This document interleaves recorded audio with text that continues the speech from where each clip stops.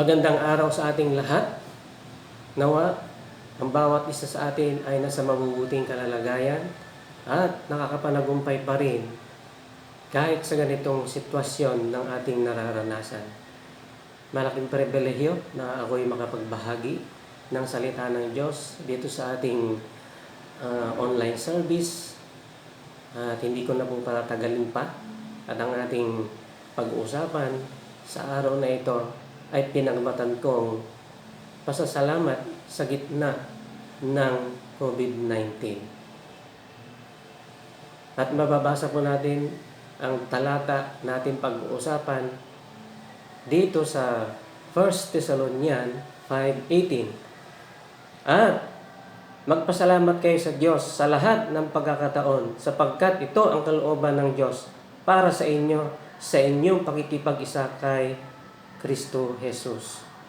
So, mga kapatid, ano po ang ibig sabihin po nito? Tayo po ay magpapasalamat pa rin doon sa mabubuti, doon sa masamang sitwasyon na ating pinagdadaanan sa ating mga buhay. Subalit, maaring may mga nagsasabi, ang hirap na pinagdadaanan natin na buhay dito sa Pilipinas dahil dito sa COVID-19 na ito, magpapasalamat pa rin ako sa Diyos. Parang ang hirap yata ang magpasalamat sa Diyos sa panahong ito ng COVID-19. Maaring ganyan po ang sinasabi ng marami. Bakit po? Ang daming namamatay, ang daming nagkakasakit, ang daming nagugutom, ang daming nawawalan ng trabaho, patong-patong na problema, patong-patong na bayarin doon sa mga bills. So papaano tayo magpapasalamat? Papaano ako magpapasalamat sa Diyos? Subalit, mahalaga maintindihan natin mga kapatid na meron at meron pa rin tayong dahilan upang magpasalamat sa Diyos. So, ano-ano po yung mga dahilan mga kapatid? Pag-aralan po natin. Unang rason kung bakit tayo magpapasalamat sa Diyos. Kalooban ito ng Diyos.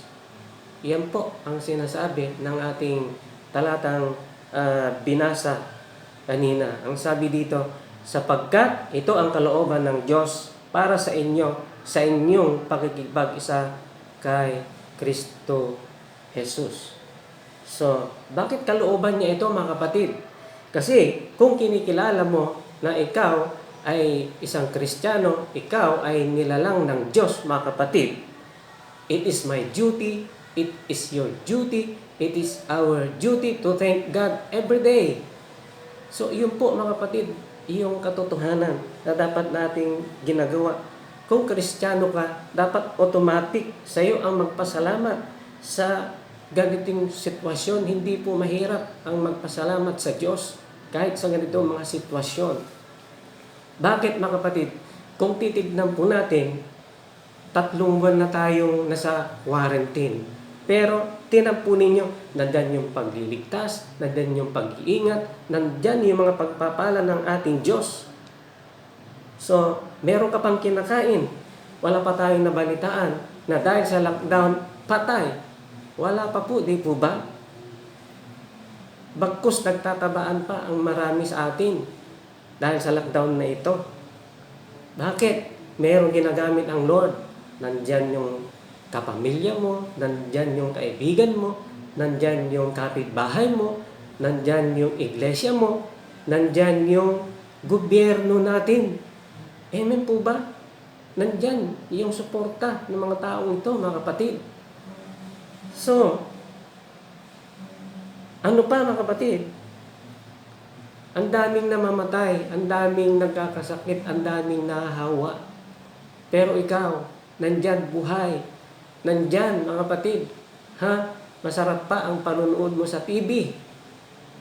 Hindi natin kagalakan na maraming namamatay, maraming nahahawa. Ang gusto ko lang puntuhan dito mga kaibigan, hindi ka napapasama doon sa mga namamatay. Hindi ka napapasama doon sa mga nahahawa. Amen po ba? Ano pa? Ang laki ng bill mo. bill sa kuryente, bill sa tubig, pero nandyan pa rin. Nandyan pa rin yung ilaw mo, nandyan pa rin yung tubig mo. Di ba ang buti ng Lord? Sabihin mo nga, thank you Lord, thank you Jesus.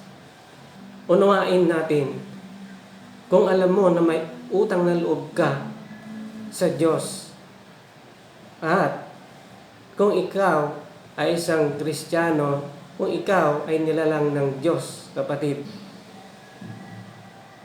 magpasalamat po tayo sa ating Panginoon. Bakit? Dito sa Biblia, meron po tayong mababasa. Dito sa Hebrew 13:15. Ito ang kanyang sinasabi. Kaya lagi tayong mag-alay ng papuri bilang handog sa Diyos sa magitan ni Jesus. Papuring nagpapahayag ng ating pagkilala sa kanyang pangalan. Alam niyo ba, mga kapatid, na isang uri ng pasasalamat o pagpupuri sa ating Panginoon ay yung pasasalamat. Kung kinikilala mo ang Diyos bilang Panginoon at pagligtas mo, kapatid, dapat lagi kang nagpapasalamat sa ating Panginoon. Amen po ba? Ano pa? Dito sa Galatia chapter 5:22, ito ang kanyang sinasabi.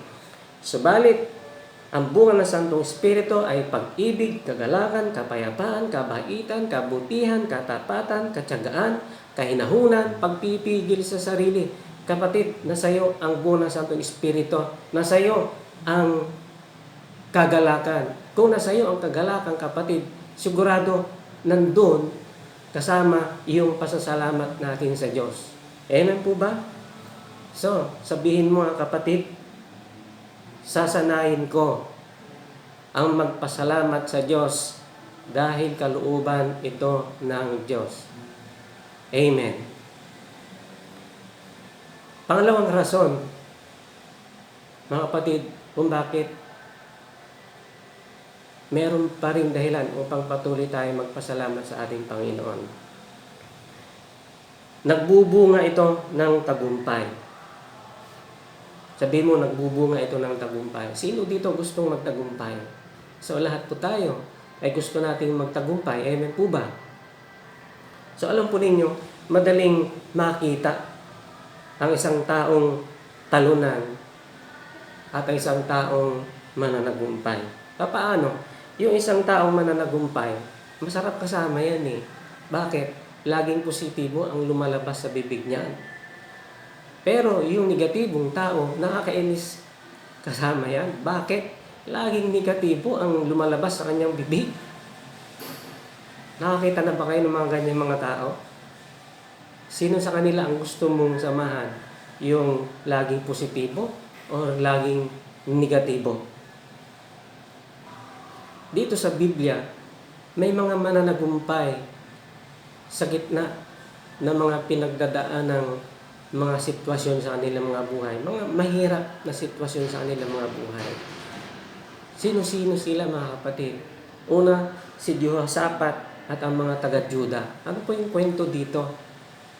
Sila po ay sasalakayin, paalisin ng mga Edomita, Moabita, at ng mga Amonita. Doon sa promised land na ngayon ay Israel. So, anong sinabi nitong si Jehoshaphat sa mga taga-Juda? Huwag kayong mag-alala, manalig tayo sa Diyos at magtatagumpay tayo. So, babasahin po natin yung susunod na kwento doon sa pangalawang Kronika, chapter 20, 21 to 23. Ito ang sinasabi.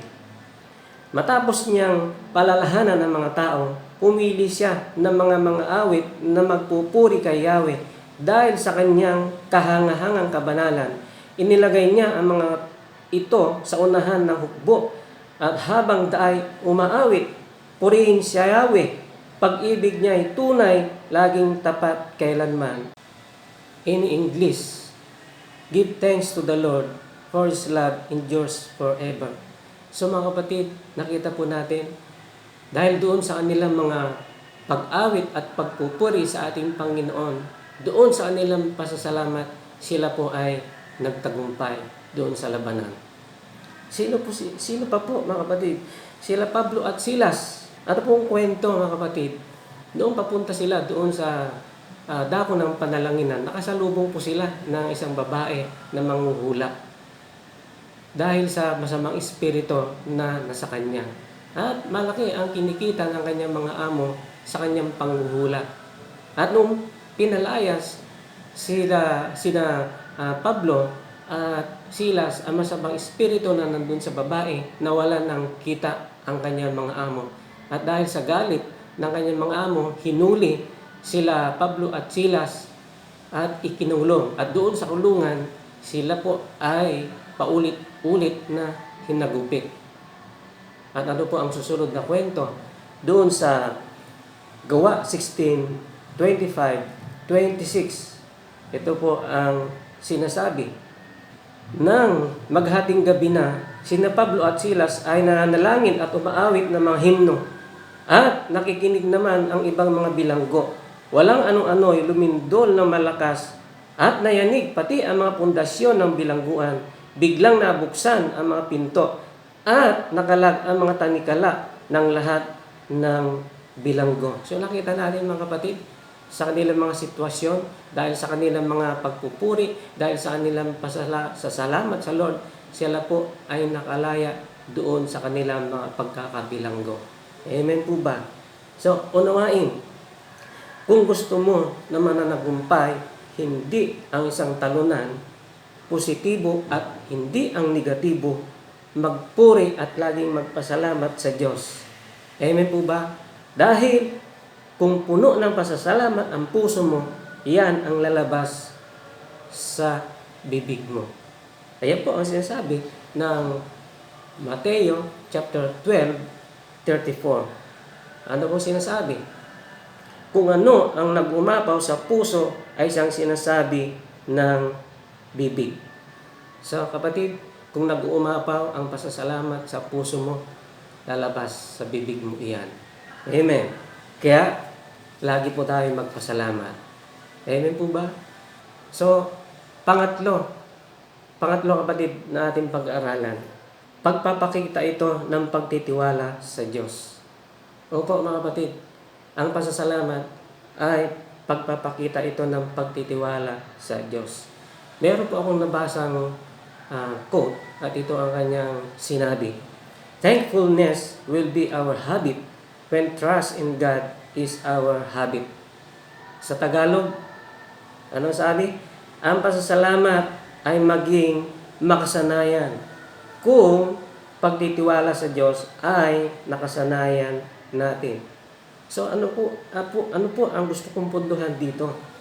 Unawain natin kung panay po tayong reklamo dahil sa COVID-19 na ito, hindi po tayo nagtitiwala sa Diyos. Bakit? Kung hindi po tayo nagtitiwala sa Diyos, mga kapatid, hadlang iyan upang pasalamatan natin ang Diyos. Kaya tignan po ninyo mga kapatid, yung mga tao na hindi umaasa sa Diyos. Anong sinasabi? Anong klaseng buhay ito? Anong klaseng gobyerno ito? Nasaan na? Nasaan na yung kanilang mga pangako? Wala naman. Amen po ba? So, yan po ang maaari nating naririnig. Nawa mga kapatid, hindi po tayo ganon. Amen po ba?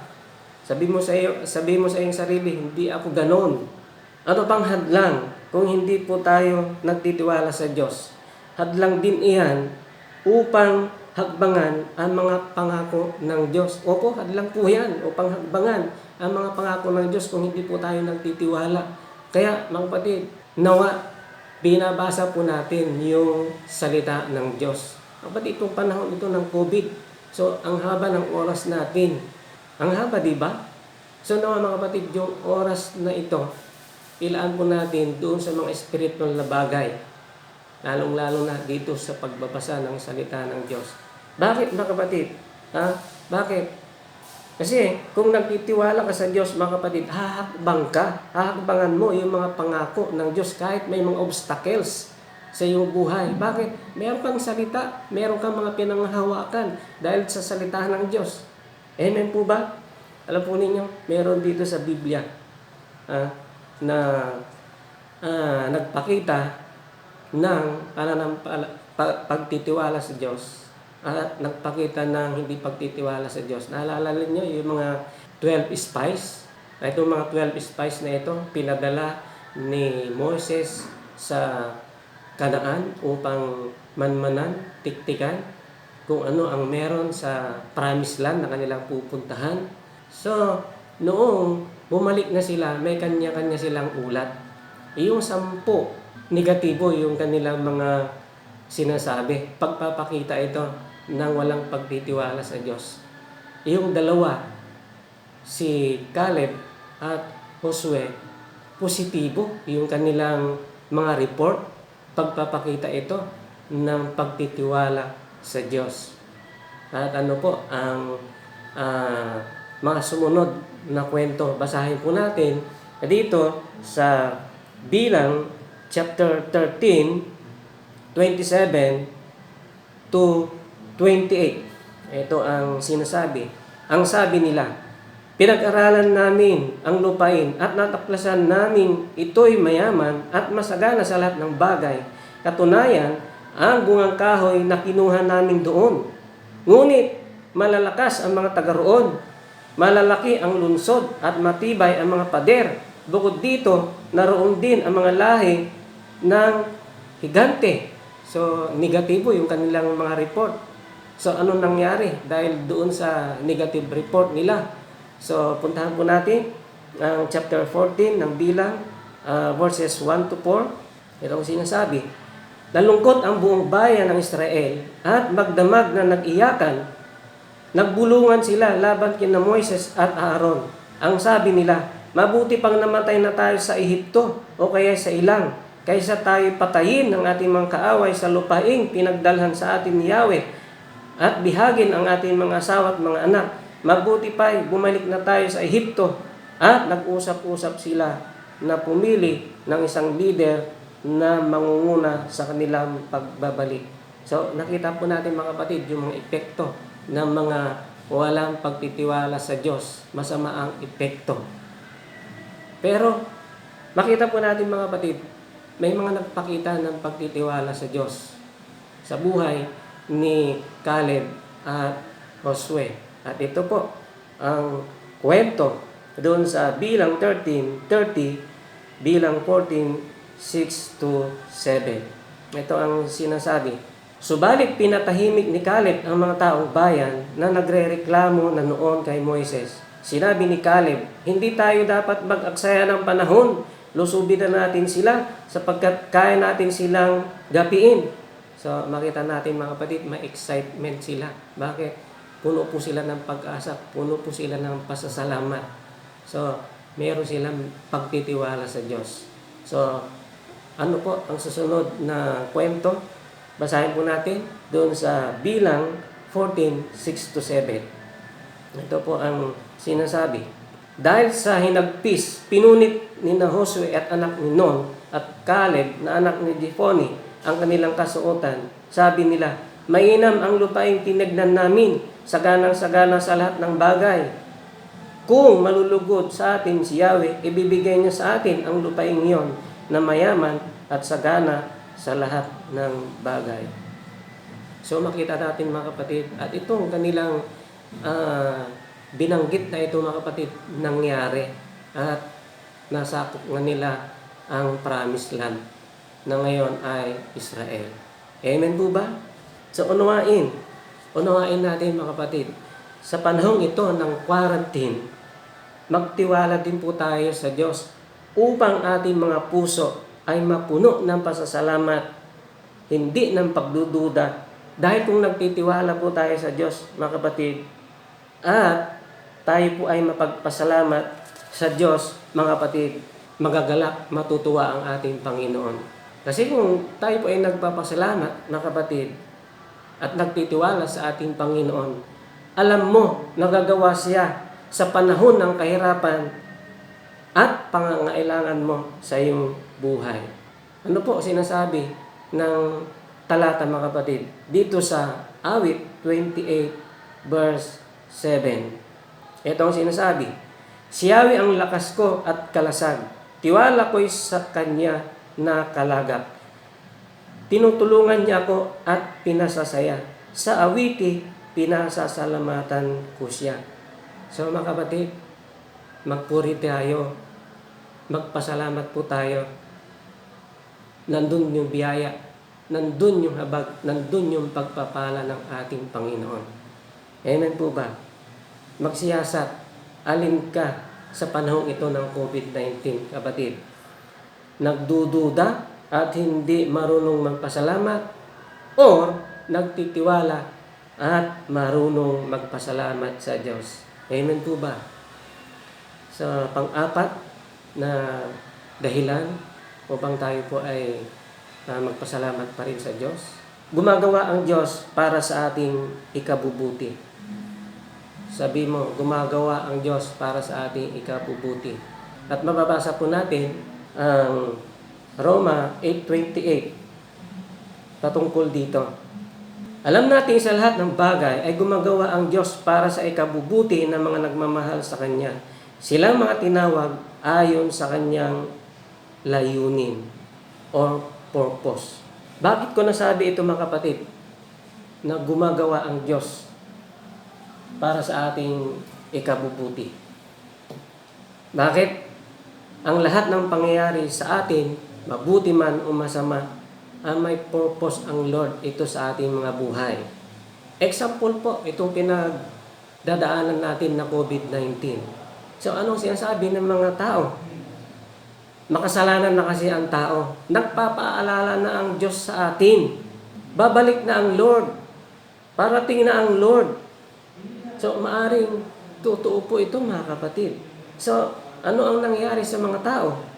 Ang mga tao nagkakaroon ng banal na takot sa Diyos, nagiging spiritual ang mga tao. Yung mga unbelievers at ng buong mundo ay lumalapit sa Diyos.